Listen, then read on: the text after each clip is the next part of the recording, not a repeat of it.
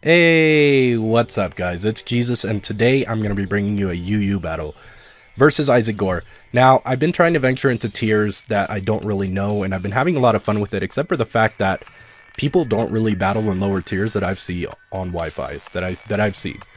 So, Isaac was my main man. I actually went over to him and I said, "Hey, can you give me a couple battles in lower tiers?" And we had a couple matches. I won one, I lost one, and then we had a UU match and then an OU match.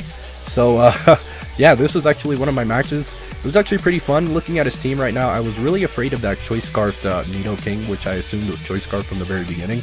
And then he's got the Goodra there and the Blastoise, which are really bulky Pokemon, as well as the Leafeon, which is very physically bulky. So I was really afraid of that team. I thought I definitely was going to lose this, but you will see that you know, it can go either way. I was afraid of losing at the very beginning because at this point my team doesn't look like a good matchup. But I'm going to try to win with Hydreigon, so let's get right into this. And right now, looking at his team, he does have that Yanmega there, and I know he is going to lead with it because he knows I'm going to set up Stealth Rock, and that is exactly what I'm going to do. So I'm actually going to go ahead and lead off with Nidoqueen. Now, I freaking love Nidoqueen, and I think it is one of the best Pokemon ever because this thing puts in work. And it's going to go for Protect on the first turn, which was kind of obvious because I know it wants to rack up some speed boosts, and I was really afraid that that was going to be maybe a baton passing set. So I went ahead and just set up my rocks because even if it does switch out, then on the next switch and it's just going to get absolutely demolished by some rocks, which is awesome. So he's going to go out into his Goodra. I don't know what he was predicting here, but I'm definitely just going to go for my Ice Beam, taking advantage of these Sheer Force on Nidoqueen. And as you are about to see, that is going to do an amazing amount of damage there, which is awesome because even though it is assault vested, Nidoqueen does have a lot of special attack with that Sheer Force, and it is not going to like it. So I'm going to go for another Ice Beam here as he goes for the water, Muddy Water, which is alright with me because I do run a lot of HP, and obviously that is not going to be able to kill me, and I'm going to be able to go ahead and go for a safe Sludge Wave here, maybe predicting a switch, or, you know, I just didn't want to go for Ice Beam again and have him bring out his Blastoise, and then, you know, that would have been bad. So, as you can see, I went for a Sludge Wave there, and that is going to kill it. So it's going to bring out he's going to bring out a Blastoise, which again is kind of scary, but then at the same time, I have no reason to switch out because these things dish out a lot of damage, and I don't want to take a lot of damage on anything else.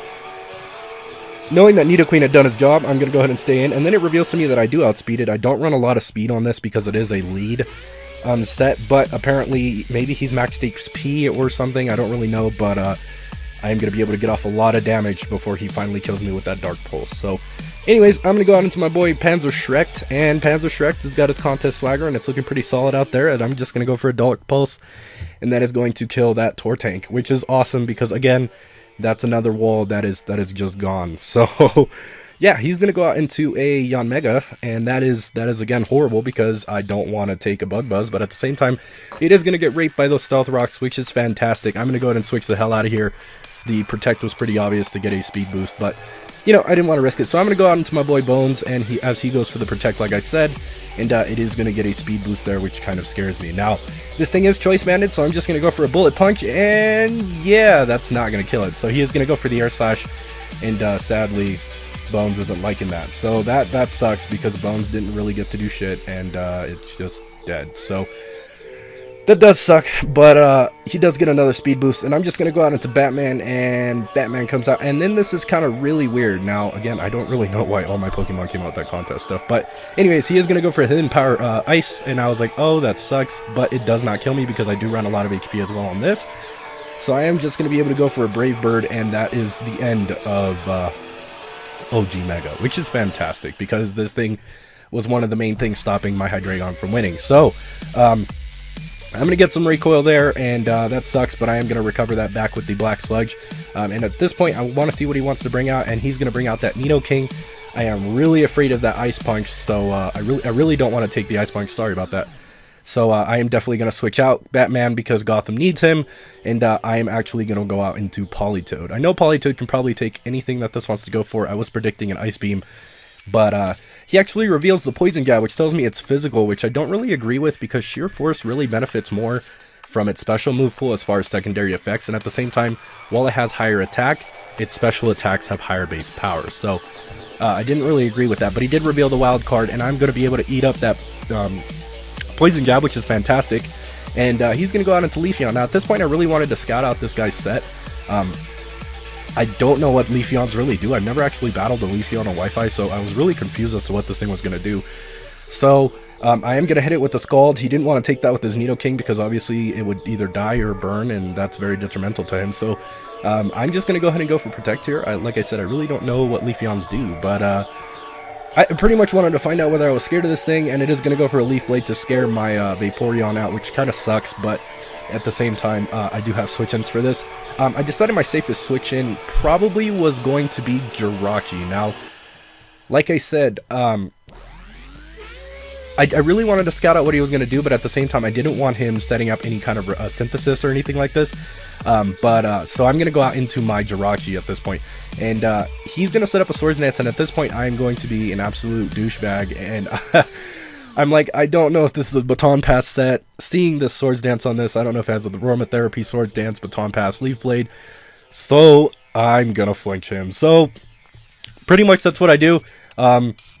It takes a lot of skill to be able to flinch somebody, and it really doesn't, but I'm just going to keep trying to flinch this because I don't want to keep...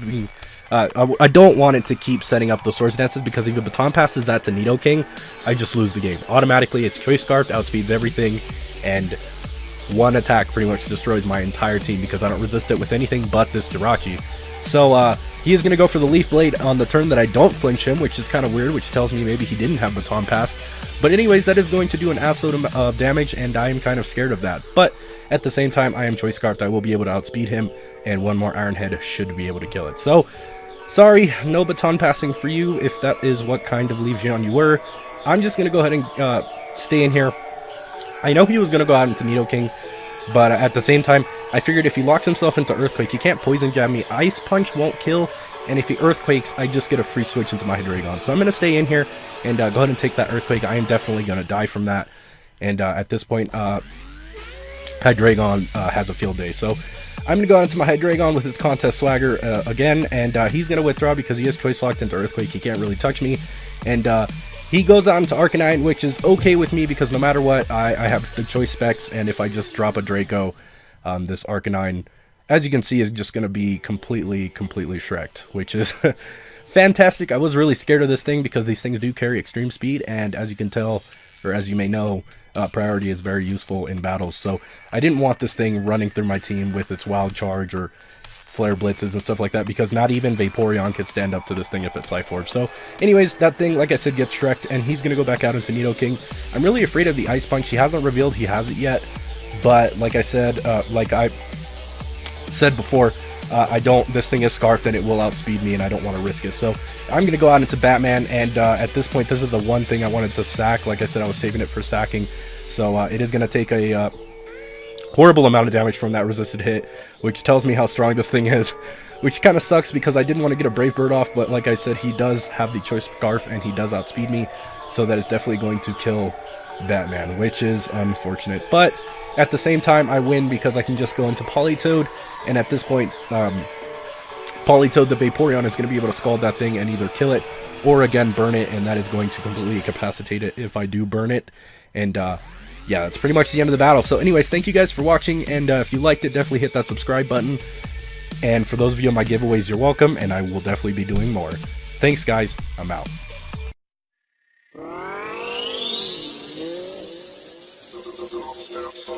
Thank you.